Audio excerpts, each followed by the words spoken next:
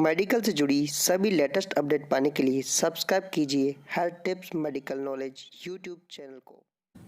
Welcome दोस्तों, हमारे YouTube channel पर आपका स्वागत है। दोस्तों मैं हूं हेमंत और आपके लिए लेके आया हूं सीएचओ का एक टॉपिक।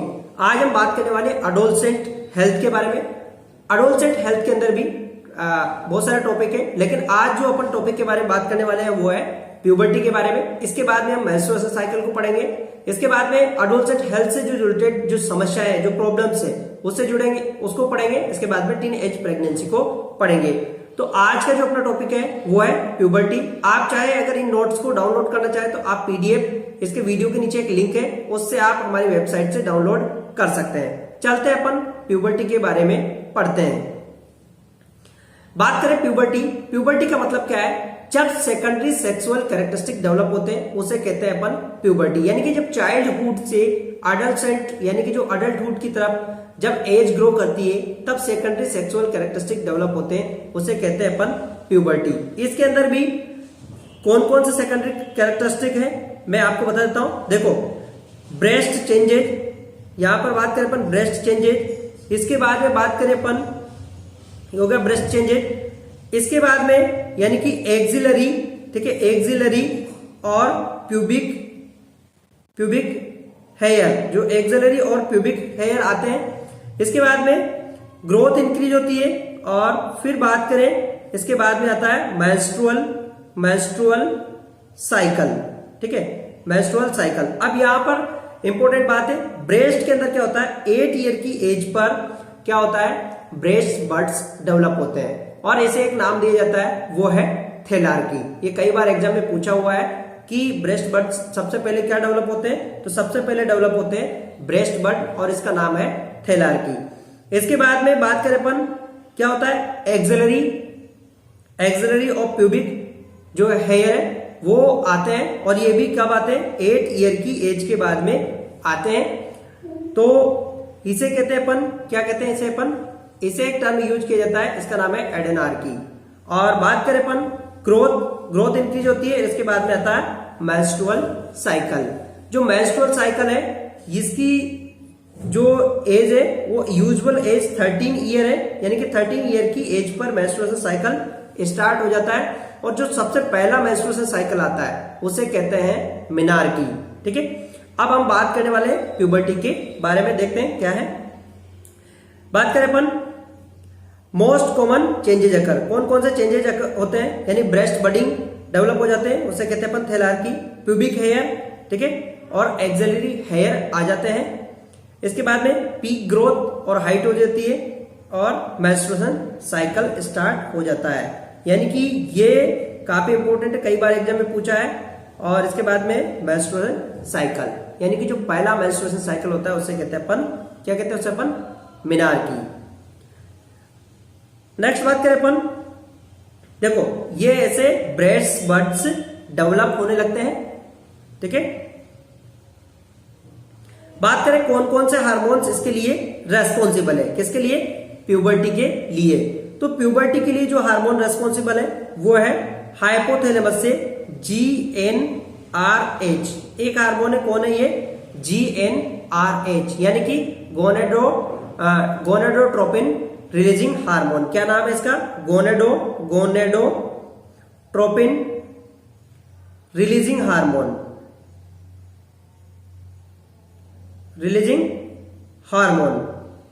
ये हार्मोन है, ये रेस्पॉन्सिबल है। और कौन सा रेस्पॉन्सिबल है, थायराइड हार्मोन रेस्पॉन्सिबल है, एड्रिनल ग्लैंड के हार्मोन रेस्पॉन्सिबल है। अब इसके बाद बात करें, देखो कैसा होता है कि यहां पर अपना है ये ब्रेन, ठीक है। ब्रेन में होती है, क्या होती है यहां पर, यहां ब्रेन में होती है हाइपोथैलेमस। क्या होती है, हाइपोथैलेमस। अब जो हाइपोथैलेमस होती है इससे क्या रिलीज होता है, GnRH, क्या रिलीज होता है यहां से, GnRH। और ये किस पे काम करता है, ये काम करता है पिट्यूटरी ग्लैंड के एंटीरियर पार्ट पर, ठीक है, एंटीरियर पार्ट पे ऊपर काम करता है, कौन, GnRH। और यहां से रिलीज क्या होता है, FSH और क्या, LH। दो हार्मोन रिलीज होते हैं, कौन कौन से रिलीज होते हैं, FSH और LH।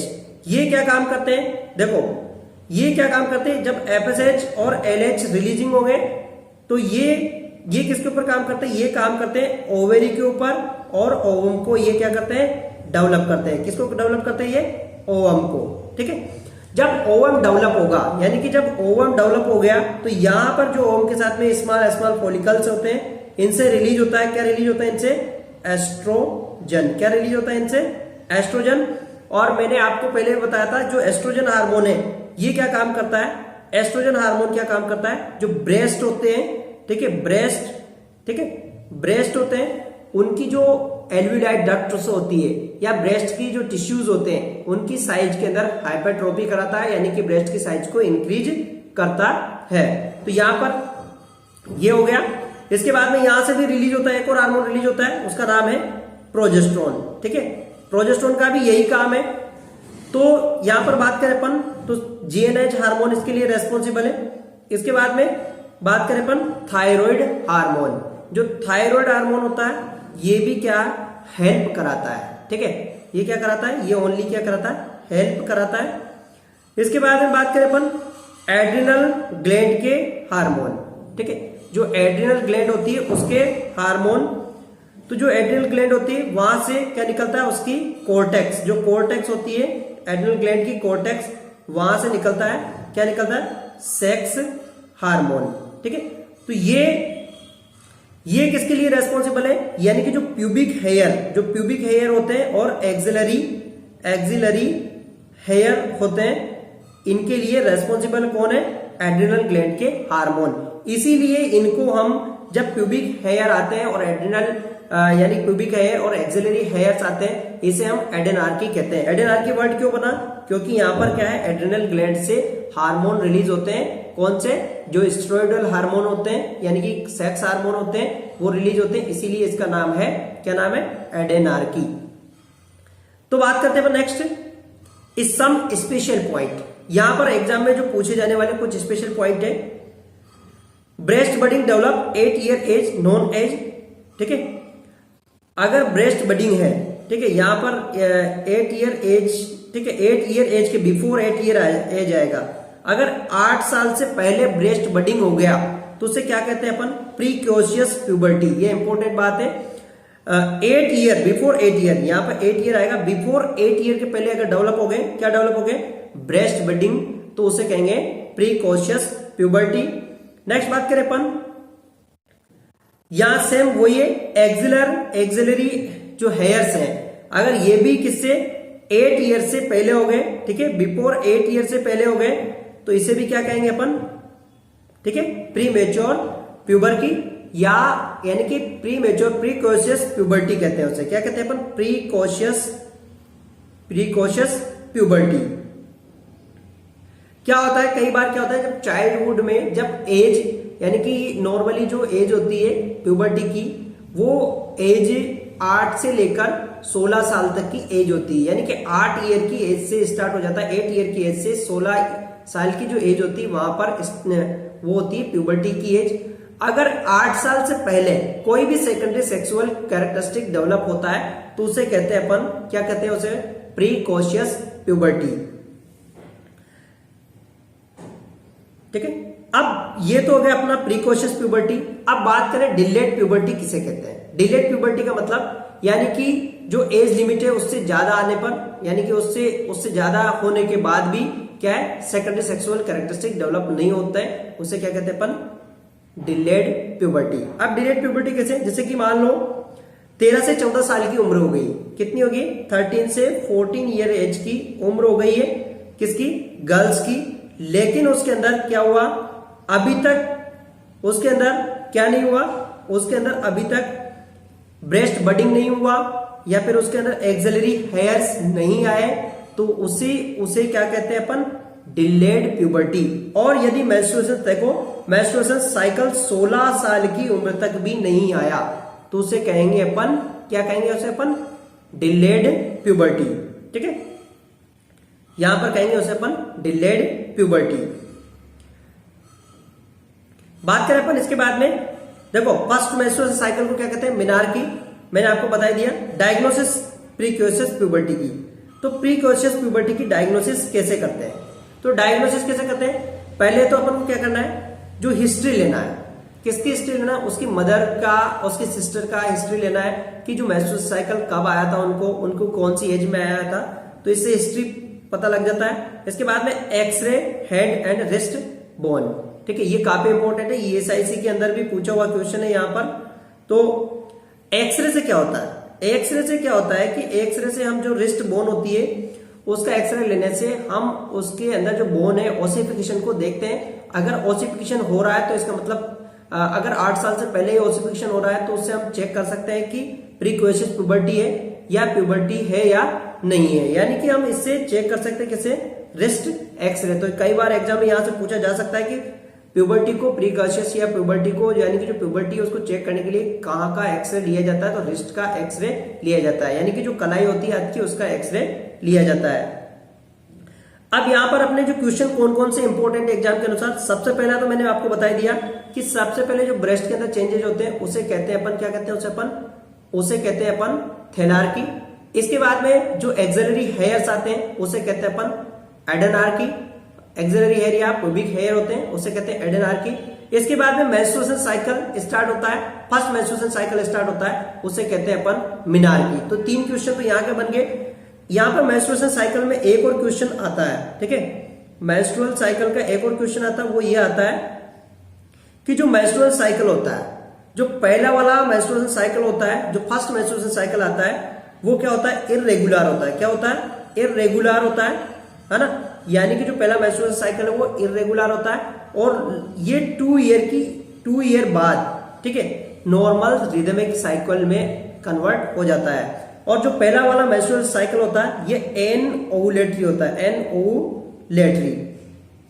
ओवुलेटरी का मतलब जानते हो, यानी कि जो पहला वाला मेंस्ट्रुअल साइकिल है इसके अंदर ओवम नहीं बनता है। तो यहां से भी क्वेश्चन पूछा जा सकता है अपना, एक क्वेश्चन यहां का हो गया अपना।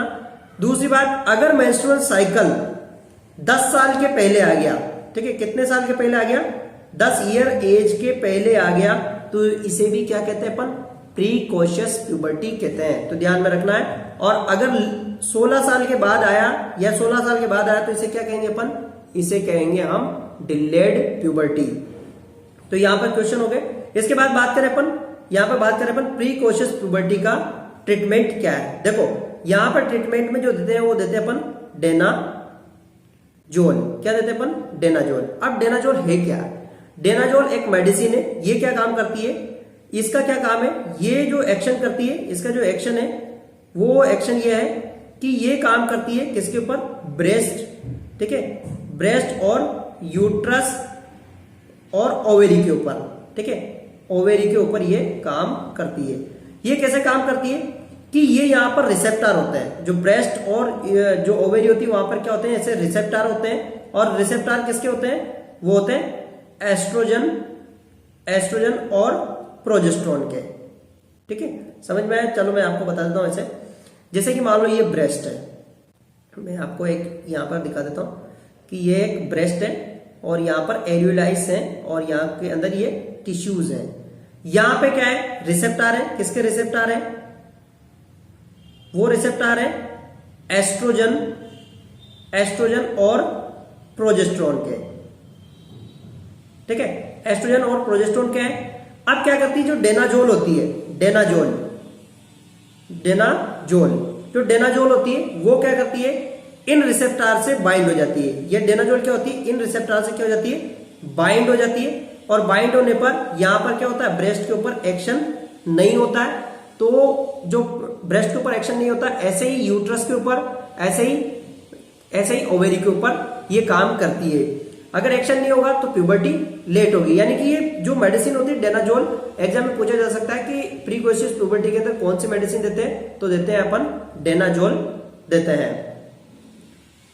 बात करें अपन कुछ क्वेश्चन में आपको बता देता हूं, first secondary sexual characteristic develop at puberty, ठीक है, कौन सा सेक्सुअल कैरेक्टरिस्टिक डेवलप होता है फर्स्ट में, ऑप्शन मिनार्की, थैलार्की, एडेनार्की, पिंपल्स। तो आपको जवाब देना है, यहां पे करेक्ट आंसर क्या होगा, यहां पे जो करेक्ट आंसर है वो है क्या है, यहां पर थैलार्की यानी कि ब्रेस्ट बड का डेवलप होना। और कब, कौन सी उम्र में डेवलप हो जाती है, 8 ईयर की एज के बाद में। नेक्स्ट बात करें अपन drug use to treat precocious puberty, कौन सी ड्रग प्रीकॉशियस प्यूबर्टी के लिए काम में ली जाती है? डेनाजोल, क्लोमिफेन सिट्रेट, सल्फोनामाइड, ब्रोमोकेप्टिन। तो यहां पे करेक्ट आंसर क्या होगा? यहां पे जो करेक्ट आंसर है वो है डेनाजोल, जो कि मैंने अभी आपको बताया। ठीक है, इसके बाद में x-ray use to diagnose precocious puberty, यानी कहां का एक्सरे यूज किया जाता है प्रीकॉशियस प्यूबर्टी को चेक करने के लिए? Wrist x-ray, ankle x-ray, thigh x-ray, chest x-ray. तो यहां पे करेक्ट आंसर क्या होगा बताइए फटाफट। यहां पे जो करेक्ट आंसर है वो है रिस्ट एक्सरे, जो कि अभी मैंने आपको बताया। ये काफी इंपॉर्टेंट क्वेश्चन है, ईएसआईसी में भी पूछा गया है। नेक्स्ट बात करें, true related to delayed puberty, यानी कि डिलेड प्यूबर्टी से ट्रू क्या है, उसके बारे में सत्य क्या है? Develop secondary characteristic before 8 year of age, menarche at 13 year of age, not develop secondary characteristic before 13 to 14 year of age, and not appear menstrual cycle till 16 year of age. तो यहां पर सत्य क्या है? यहां पे जो करेक्ट आंसर है वो है तीसरा वाला। ठीक है, देखो यहां पे क्वेश्चन में क्या पूछा था? डिलेड प्यूबर्टी के बारे में पूछा था। तो यहां पर देखो क्वेश्चन में कोई सा भी सेकेंडरी कैरेक्टरिस्टिक 13 और 14 साल की उम्र में डेवलप नहीं हुआ है और मेंस्ट्रुएशन साइकिल भी नहीं आया 16 साल की उम्र तक, तो उसे कहते हैं अपन डिलेड प्यूबर्टी। ये तो क्या हो गया? प्रीकॉशियस प्यूबर्टी का हो गया। ठीक है, ये नॉर्मल हो गया, लेकिन ये है ऑप्शन है डिलेड प्यूबर्टी का।